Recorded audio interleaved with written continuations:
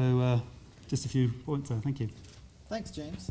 Next, we'll hear from Chris Tuppen, and Chris is the Chief Sustainability Officer of the BT Group.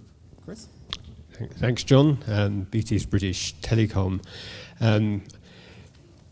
Transformation of energy is split into two parts. Transformation of generation and transformation of how energy is used, energy efficiency.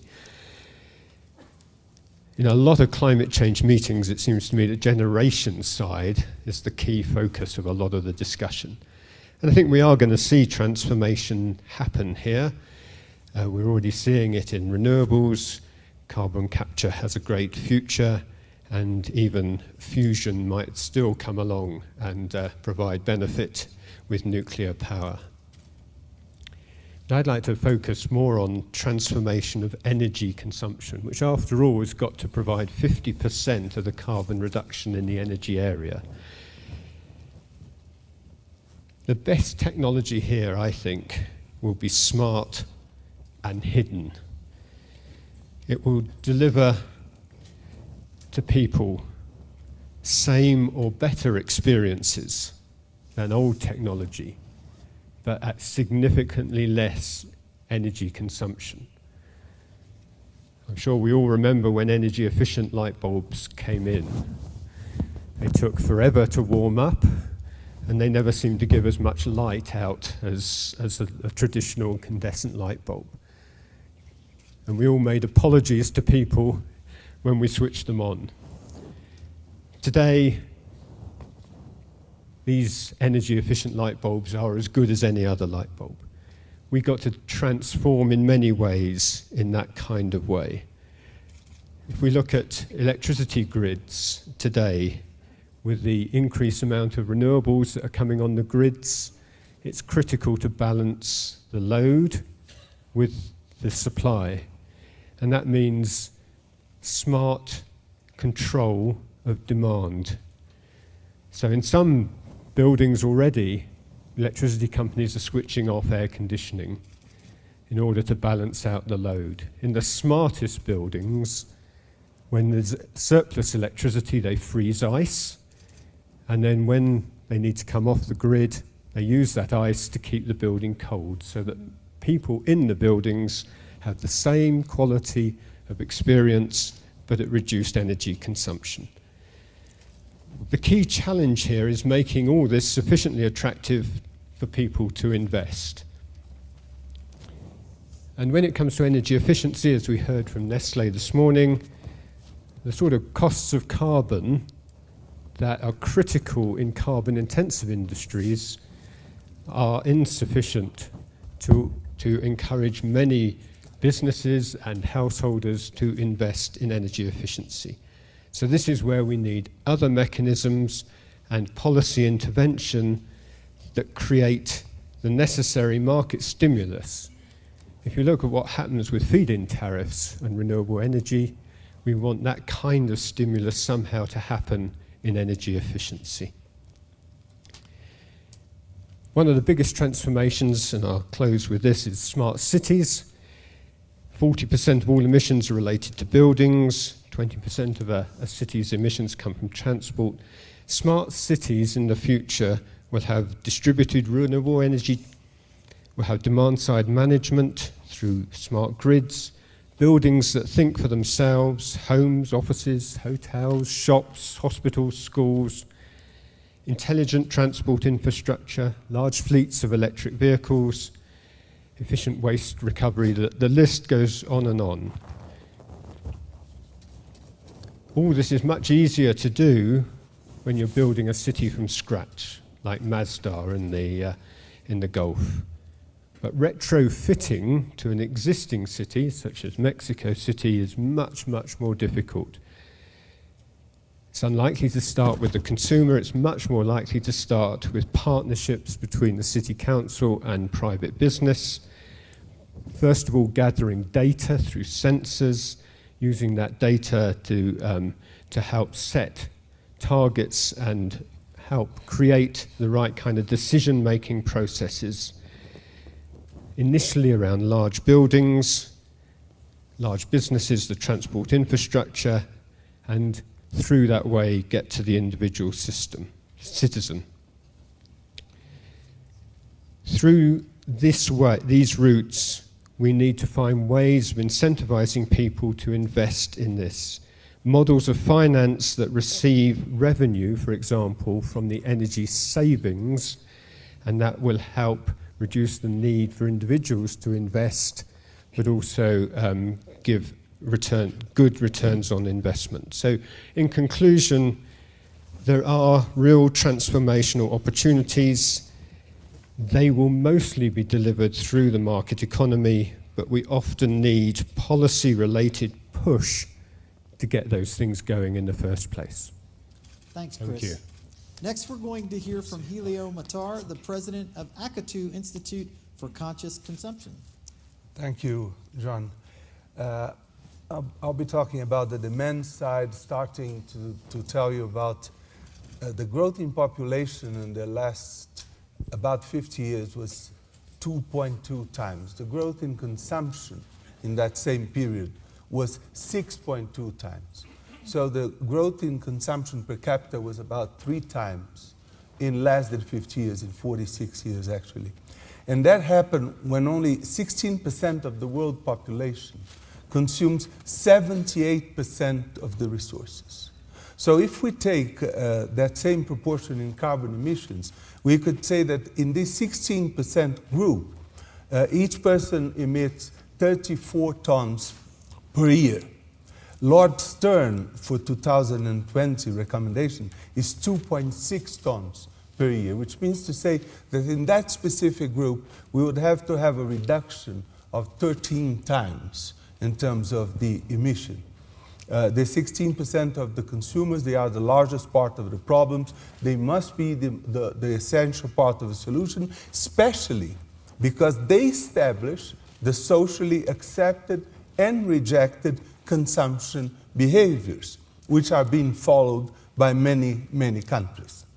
In our work for 10 years in Akatu, one of the things that we found out that is most important in order to be able to change consumer behavior is to change some consumers' perception. I'm not going to be able to talk about all of them, so I'll talk just about one of them.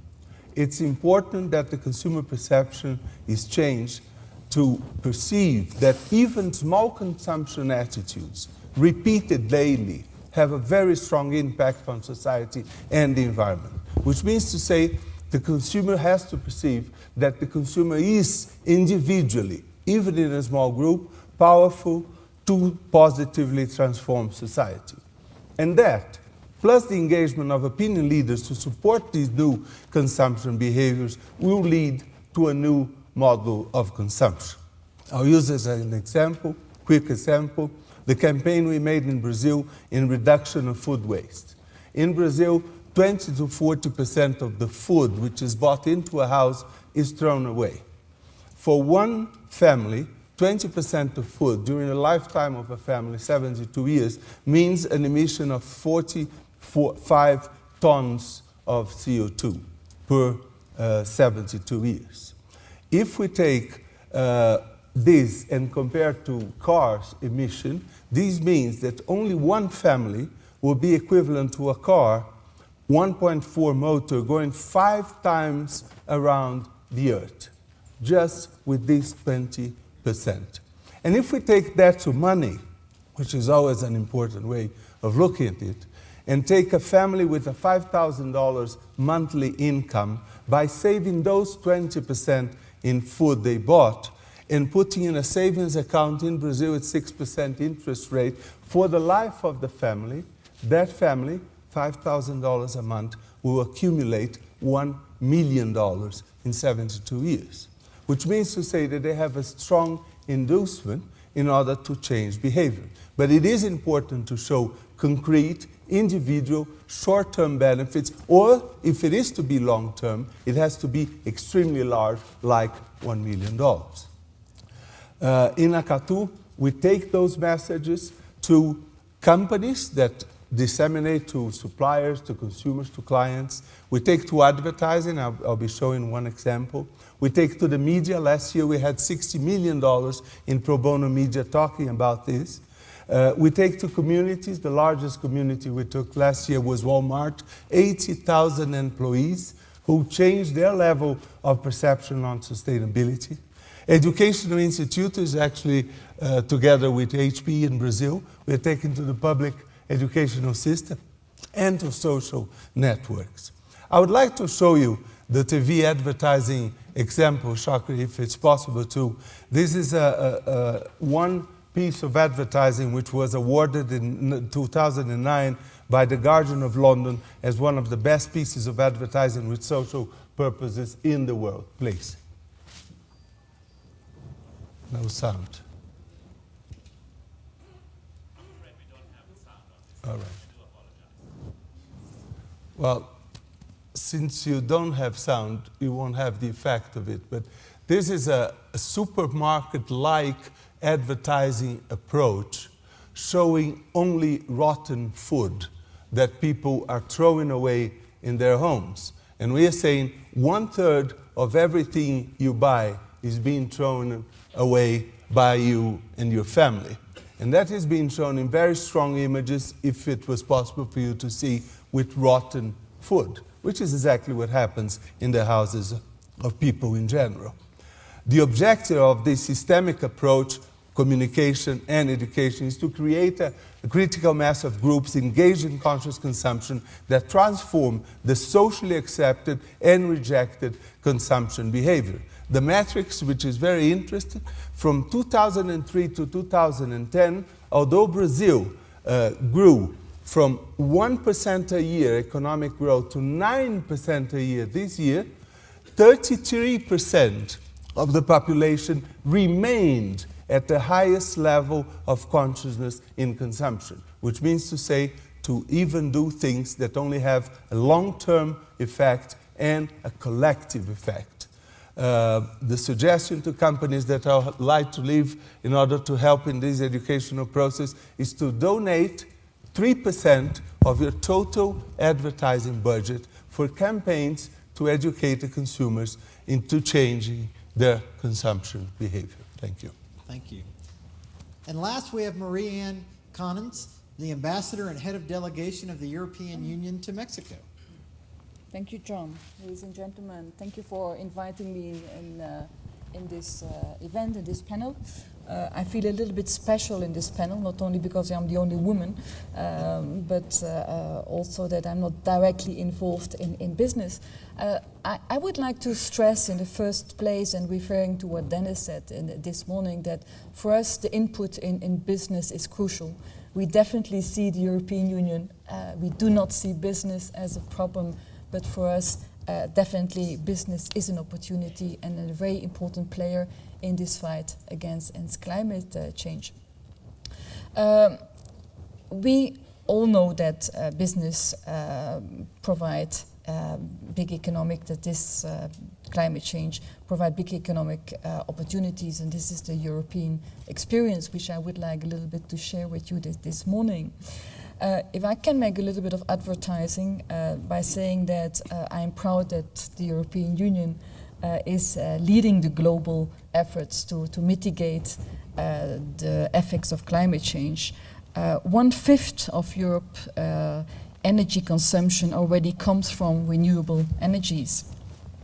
We are also the first region in the world which has adopted far-reaching, legally binding climate and energy targets. Many countries have targets, but we are the only region with binding targets. We have over 3.4 million jobs created in the European Union in 2009 alone, thanks to eco-industry. And these were more jobs created than, for example, in the automobile industry. So we have also consolidated our position on world markets for energy efficient and low carbon technology. So we see the opportunity to build a low carbon society, and we should not miss this chance. And for that to work, we believe that we need to decouple economic growth from consumption of resources.